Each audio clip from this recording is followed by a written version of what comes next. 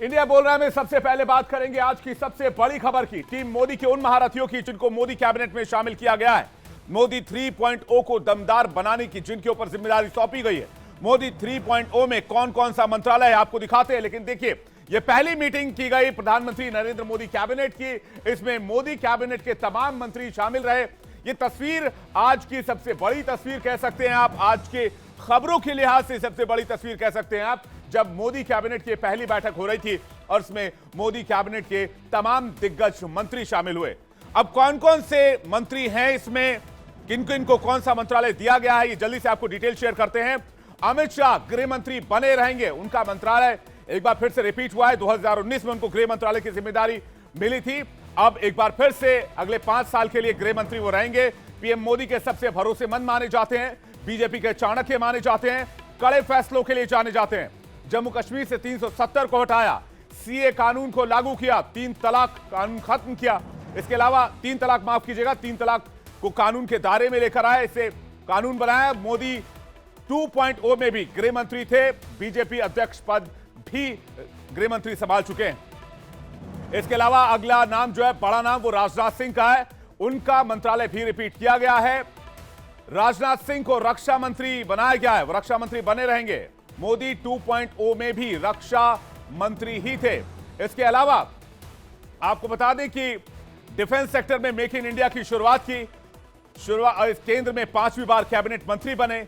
मोदी 1.0 में गृह मंत्री थे, बीजेपी अध्यक्ष पद संभाल चुके हैं, यूपी के मुख्यमंत्री रह चुके हैं और 1974 से सक्रिय राजनीति में रहे हैं राजनाथ सिंह। अगला नाम लेकर आइए, अगला नाम जो कि बड़ा नाम है, नितिन गडकरी। सड़क परिवहन मंत्रालय उनके पास बना रहेगा, पिछले 10 साल से सड़क परिवहन मंत्री हैं। हाईवे मैन के नाम से जाने जाते हैं, हाईवे मैन ऑफ इंडिया के नाम से मशहूर है।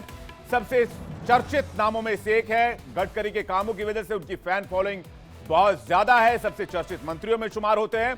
आरएसएस और एबीवीपी से करीब से जुड़े हुए हैं, 2009 से 2013 तक बीजेपी के अध्यक्ष रह चुके हैं। इसके बाद बड़ा नाम जो आता है सामने, वो जेपी नड्डा का है। जेपी नड्डा पहली बार कैबिनेट में आ रहे हैं। स्वास्थ्य और रसायन एवं उर्वरक मंत्री उनको बनाया गया है। 20 जनवरी 2020 से बीजेपी के अध्यक्ष हैं, स्वास्थ्य और परिवार कल्याण मंत्री रह चुके हैं। मोदी 1.0 में नड्डा स्वास्थ्य मंत्री थे। पटना में जन्मे, हिमाचल से राजनीति की शुरुआत की, हिमाचल सरकार में मंत्री भी रह चुके हैं।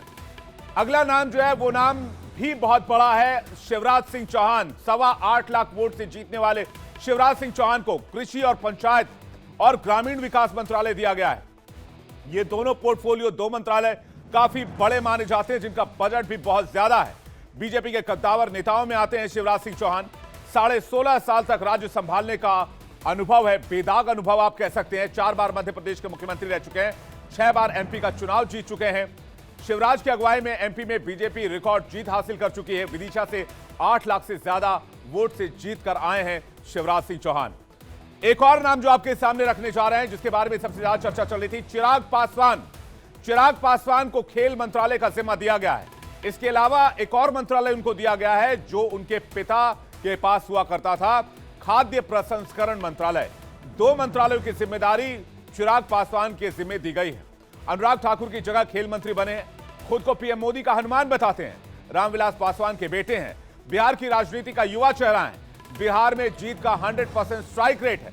5 में से 5 सीटों पर एलजेपीआर को उन्होंने जीत दिलाई और अभिनेता से राजनेता टर्न हुए।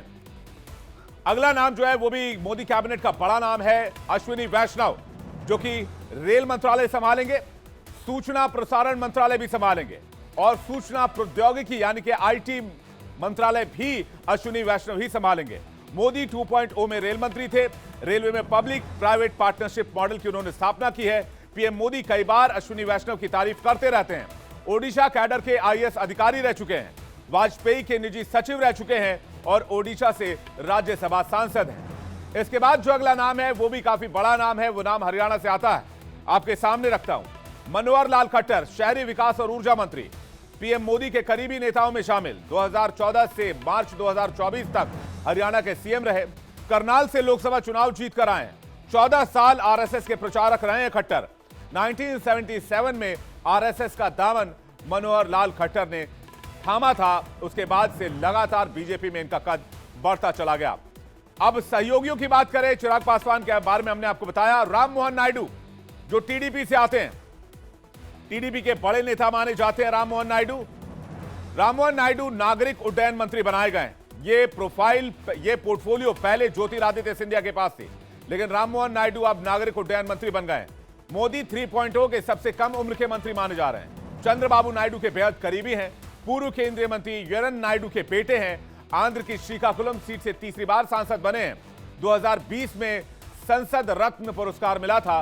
अमेरिका की प्यूर्ड्यू यूनिवर्सिटी से इलेक्ट्रिकल इंजीनियरिंग भी इन्होंने की है। इसके अलावा बात करते हैं ज्योतिरादित्य सिंधिया की। ज्योतिरादित्य सिंधिया टेलीकॉम और नॉर्थ ईस्ट क्षेत्र के विकास मंत्री बनाए गए। 2020 में कांग्रेस छोड़कर बीजेपी में आए थे। मोदी 2.0 में नागरिक उड्डयन और इस्पात मंत्रालय मिला था। 2002 से राजनीति में सक्रिय हैं। ग्वालियर राजघराने से आते हैं। गुना से लगभग 5.5 लाख वोट से जीतकर आए हैं ज्योतिरादित्य सिंधिया, और इनको मोदी कैबिनेट में शामिल किया गया है। सहयोगी दल आरजेडी को क्या मिला, यह सवाल हर कोई पूछ रहा होगा, तो मैं आपको बता देता हूं। ललन सिंह जो कि जेडीयू के बड़े नेता माने जाते हैं, नीतीश कुमार के बहुत करीबी माने जाते हैं, उनको पंचायती राज, मत्स्य, पशुपालन और डेयरी मंत्री का जिम्मा दिया गया है। ललन सिंह का पोर्टफोलियो देख लीजिए, आपके सामने है। जेडीयू कोटे से मंत्री बने हैं। बिहार के सीएम नीतीश कुमार के करीबी हैं। जेडीयू के अध्यक्ष रह चुके हैं। 1974 के जेपी आंदोलन में भी शामिल रहे। बिहार की राजनीति में जेडीयू का भूमिहार चेहरा भी माने जाते हैं। तो ये बड़े मंत्रियों के बारे में हमने आपको बताया। डिटेल